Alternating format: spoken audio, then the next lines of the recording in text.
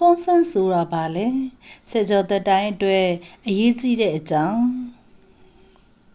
ကွန်ဆန့်သဘောတူညီမှုဆိုတာကကိုယ်တိုင်းကဆန္ဒရှိပြီးဖိအားတွေမပါပဲဟုတ်ပါတယ်လို့ပြက်ပြက်သားသားသဘောတူညီတာကိုဆိုလိုပါတယ်မိတ်ဆွေဖြစ်စေချစ်သူဖြစ်စေအွန်လိုင်းမှာဖြစ်စေနေ့စဉ်ဘဝထဲမှာဖြစ်စေကွန်ဆန့်မရှိပဲဘာမှမလုပ်သင့်ပါဘူး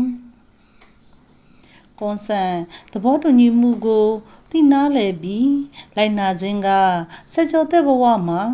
လုံခြုံမှုယုံကြည်မှုနဲ့လေးစားမှုကိုတည်ဆောက်ပေးပါတယ်ကွန်ဆန့်ရဲ့အရေးကြီးတဲ့အချက်များကိုယ်ခန္ဓာကိုယ်စိတ်ခံစားချက်ကိုယ်အခွင့်အရေးကိုကိုယ်တိုင်ဆုံးဖြတ်နိုင်စေပြီးမလိုလားတဲ့အရာတွေကိုကာကွယ်တားဆီးနိုင်ပါတယ်မိသည့်ဆက်ဆံရေးမှာမဆိုယုံကြည်မှု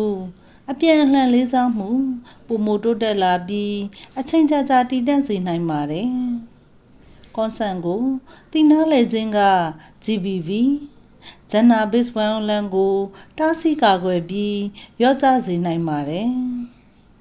ကိုယ်ဆန္ဒကိုလေးစားခံရတဲ့အခါစိတ်အေးချမ်းမှုကိုယုံကြည်မှုကိုပိုတိုးလာပြီးစိတ်ပိုင်းဆိုင်ရာလုံခြုံမှုကိုလည်းပေးပါတယ်ပုံဗီဒီယိုစာတိုများကိုမျှဝေမည်ဆိုပါကလည်းအွန်လိုင်းလုံခြုံမှုကိုကာကွယ်ရန်ကွန်ဆန့်လိုအပ်ကြောင်းသိစေပါတယ်ကွန်ဆန့်သဘောတူညီမှုဆိုတာရိုးရိုးဟုတ်ပါတယ်လို့ပြောလိုက်ခြင်းသာမဟုတ်ပဲအချိန်နေတိုင်းမှာလိုက်နာရမယ်အရေးကြီးတဲ့စည်းမျဉ်းတွေရှိပါတယ်ဟုတ်ဆိုတာကိုတိတိကျကျပြောရပါမယ်သဘောတူခြင်းကစကားနဲ့ဖြစ်စေအပြုအမူနဲ့ဖြစ်စေတိတိကျကျဖော်ပြရပါမယ်မရှင်းလင်းတာကကွန်ဆန့်မဟုတ်ပါဘူးပြတ်သားစွာပြောရမယ်ဖိအားပေးခြင်းချိန်ချောက်ခြင်းအတင်းအကျပ်လုပ်ခြင်းမရှိဘဲကိုယ်ဆန္ဒနဲ့ကိုယ်တိုင်လွတ်လပ်စွာဆုံးဖြတ်ရပါမယ်တခါသဘောတူထားတာနဲ့နောက်အခါတိုင်းအလိုအလျောက်သဘောတူတာမဟုတ်ပါဘူးအချိန်တိုင်းသဘောတူညီမှုလိုအပ်သဖြင့်လေးစားစွာမေးမြန်းရပါမယ်အချိန်မရွေးစိတ်အစဉ်မပြေတဲ့အခါ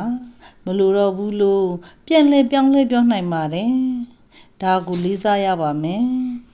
မပြောခြင်းသဘောမတူခြင်းတိတ်ဆိတ်နေခြင်းမဖြေခြင်း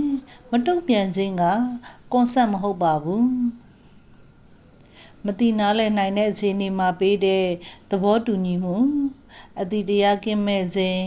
မူးယစ်နေခြင်းအသက်အရွယ်မပြည့်သေးချိန်မှာပေးတဲ့သဘောတူညီမှုတွေဟုတ်ဆိုတာတွေကအမှန်တကယ်တော့ကွန်ဆန့်မဟုတ်ပါဘူးပုံဗီဒီယိုအသံစာတိုတွေကိုအွန်လိုင်းမှာမျှဝေမယ်ဆိုပါကလည်းမမျှဝေမီသဘောတူညီမှုလိုအပ်ပါတယ်မိန်းကလေးယောက်ျားလေးမခွဲခြားပဲအားလုံးကိုလေးစားရမယ်စေကျော်သက်များအတွက်မှတ်ထားသင့်သည်များကိုအရင်ဆုံးလေးစားပါတက်တောင့်တက်တာမဖြစ်ရင်မဟုတ်ဘူးသဘောမတူဘူးလို့ပြောနိုင်တဲ့အခွင့်အရေးသင်မှရှိပါတယ်မိတ်ဆွေများရဲ့ဆုံးဖြတ်ချက်ကိုလည်းလေးစားပါအွန်လိုင်းတွင်လည်းကွန်ဆန့်လိုပါတယ်ပုံဗီဒီယိုအသံစာတိုများကိုမျှဝေမည်ဆိုပါကလည်းမမျှဝေမီသဘောတူညီမှုလိုအပ်ပါတယ်ကွန်ဆန့်ကိုသိနာလည်ခြင်းသည်ကိုယ်ဘဝကိုလုံခြုံစေပြီးလူမှုအသိုင်းအဝိုင်းကိုလည်းကောင်းမွန်စေပါတယ်ကွန်ဆန့်ဆိုတာကိုယ်တိုင်သဘောတူညီချက်ပေးခြင်းကိုဆိုလိုပါတယ်ကိုမနှိပ်စက်ပဲဖိအားမခံရပဲဟုတ်တယ်လို့ပြောနိုင်တဲ့အခါမှသာ